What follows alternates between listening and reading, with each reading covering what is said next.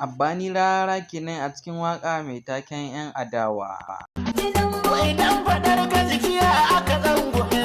Abbani Rarara dai ba ɓoye ba ne ba a harkokin waƙoƙin Bola Ahmed Tinubu da kuma waƙoƙin da Dauda Kahutu Rarara yake yi, a inda Abbani ya zama ɗaya daga cikin manyan 'yan TikTok da suka haɗa turbin jama'a a wannan kafa ta social media.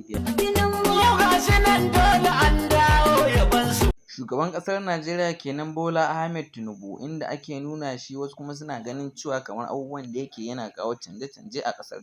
Sai da cewa shi ne da ake matake da a kori yunwa ba Bola Jagaban ba.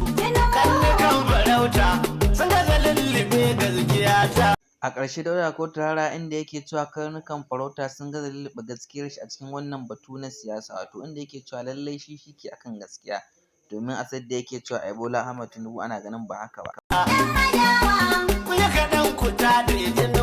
Jam'iyyar APC ba ta babban mawaƙi wanda ya wuce mawaƙi Dauda Adamu Abdullahi Kahutu Rarara. Haka nan kuma a cikin matasa babu 'yan TikTok inda suka kai shi yawan jama'a, inda yake da dubun mutane da dama kamar da kuke gani. Abbani ya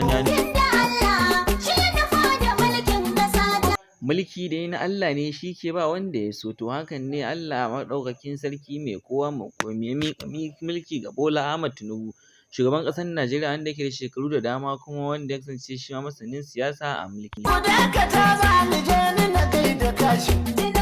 Kashim Shettima shi ne Difti Shugaban ƙasa, wanda Kashim Shettima ya fito daga jihar Maiduguri, jihar Borno kenan. Kashim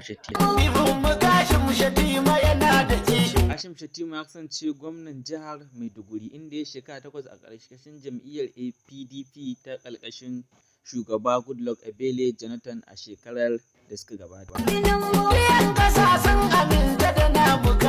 A inda yake cewa lalle ya lura cewa 'yan ƙasa sun aminta da Kashim Bola Ahmed Tinubu, sun aminta da wannan mulki, inda 'yan ƙasa ke nuna goyon bayan su da jin daɗi akan yadda Kashim Shettima ya wuce a